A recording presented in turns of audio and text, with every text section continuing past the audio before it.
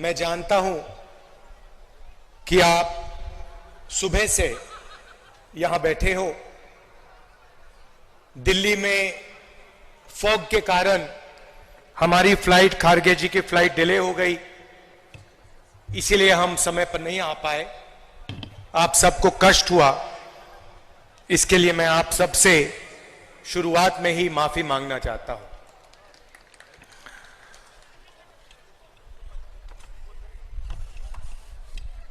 उनतीस जून को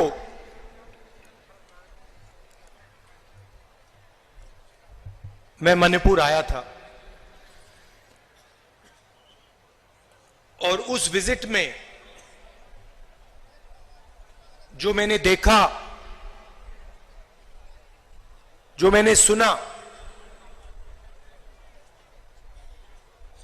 मैंने कभी पहले नहीं देखा था, नहीं सुना था। 2004 से मैं राजनीति में हूं।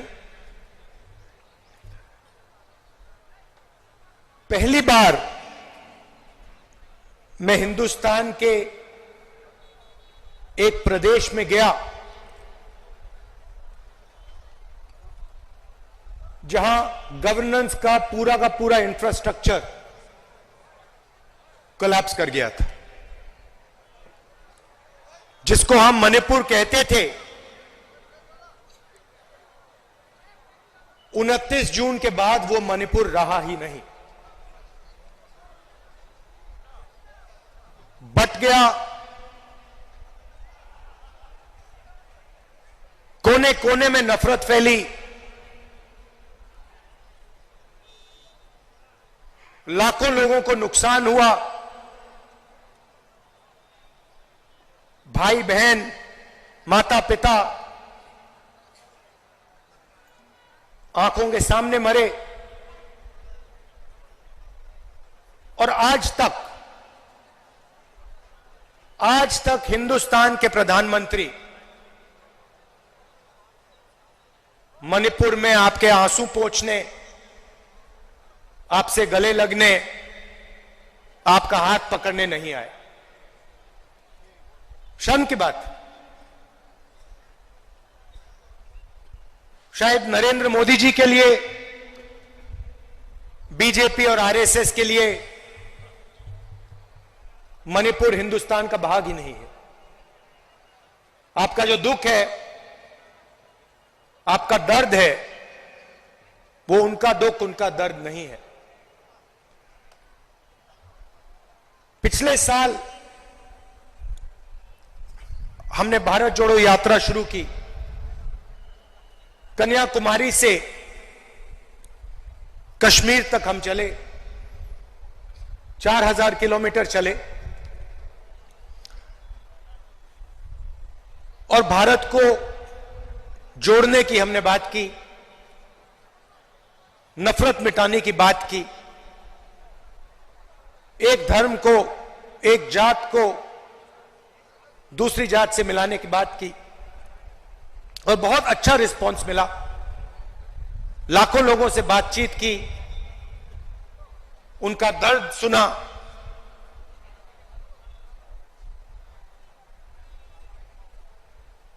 मुश्किल था मगर बहुत अच्छा लगा। लोगों ने कहा कि कन्याकुमारी से कश्मीर तक यात्रा की है तो फिर ईस्ट से वेस्ट में यात्रा होनी चाहिए। और मैं चाहता था कि जैसे हमने पैदल यात्रा की कन्याकुमारी से कश्मीर, वैसे ही हम ईस्ट से वेस्ट पैदल यात्रा करें। मगर चुनाव का समय है और उसमें हमें थोड़ा ज्यादा समय लगता, इसलिए कांग्रेस पार्टी ने, हमने निर्णय लिया कि ये बस यात्रा होगी, हाइब्रिड यात्रा होगी, बस यात्रा होगी, पैदल यात्रा होगी। सवाल उठा कि ये यात्रा शुरू कहां से होनी चाहिए। कोई लोग कह रहे थे कि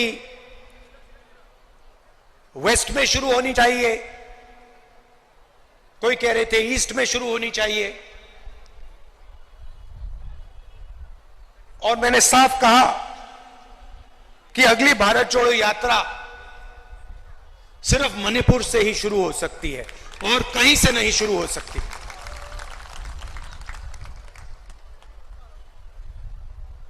मणिपुर बीजेपी की जो राजनीति है, बीजेपी की नफरत, आरएसएस की नफरत, उनका जो दृष्टिकोण है, उस विचारधारा का मणिपुर एक चिन्ह है। जो आपने यहां खोया, जो मेरे भाई ने बस के ऊपर कहा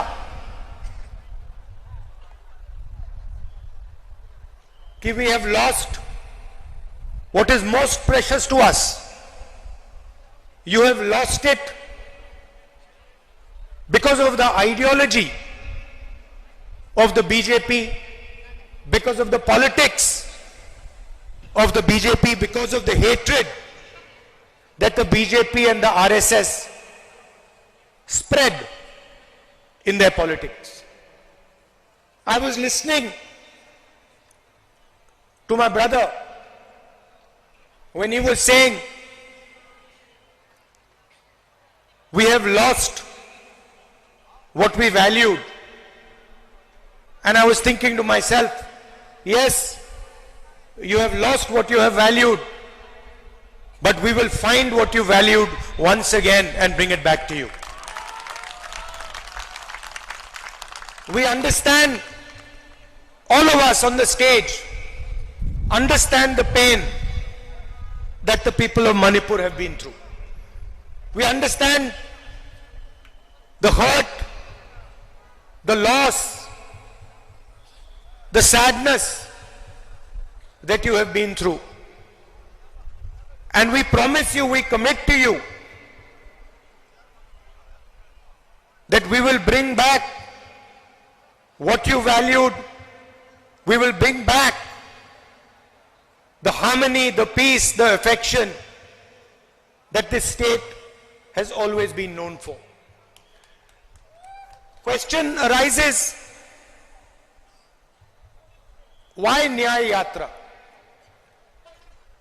Because we are going through a period of great injustice in India.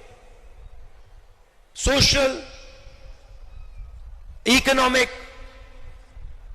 and political injustice. Injustice against the people of Manipur, the traditions of Manipur, but also injustice across the nation. Economically, monopolies are being built. Few people are getting access to all the wealth of the country. One or two businesses have their fingers in everything, and the large majority of businesses, small and medium businesses, are being destroyed. Huge levels of unemployment, massive price rise is what the whole of India is facing. On the social side, the large mass of India's people, the lower castes, Dalits, tribals, simply do not have a say in the governance system of the country. I have given example upon example of how the large mass of our people are excluded from the political system, from the governance system. So these are the issues that the Bharat Chodo Nyaya Yatra is going to raise. But this is less about us and more about you. Bharat जोड़ो यात्रा में हम सुबह शुरू करते थे, 6 बजे शुरू करते थे, और 7 बजे रात तक हम चलते थे। हमारा भाषण 20-25 मिनट का होता था। शाम को हमारा एक भाषण होता था, मगर 7-8 घंटे हम आपकी बात सुनते थे, किसानों की, मजदूरों की, छोटे दुकानदारों की, महिलाओं की, युवाओं की। और यही इस यात्रा का लक्ष्य है। हम ज्यादा बोलना नहीं चाहते हैं, हम आपको अपनी मन की बात नहीं बताना चाहते हैं, हम आपकी मन की बात सुनना चाहते हैं, आपका दर्द समझना चाहते हैं और आपके साथ हिंदुस्तान का अगला जो विजन होगा, हिंसा का नहीं, नफरत का नहीं, मोनोपोलीज का नहीं, मगर हार्मोनियस, इक्विटेबल और भाईचारे का विजन हम आपके साथ मिलकर, आपकी आवाज सुनकर, वो हम हिंदुस्तान के सामने रखने जा रहे हैं। एक बार फिर आप आए, दूर दूर से आए, शाम का समय है, आपको यहां बहुत समय रुकना पड़ा, इसके लिए मैं आपसे माफी मांगता हूं। और आने वाले दिनों में आपके साथ मिलने का मौका मिलेगा, बातचीत करने का मौका मिलेगा, गले लगने का मौका मिलेगा भारत छोड़ो न्याय यात्रा में। तो मैं काफी खुशी से आपसे मिलने की तैयारी करना। बहुत बहुत धन्यवाद। नमस्कार। जय हिंद।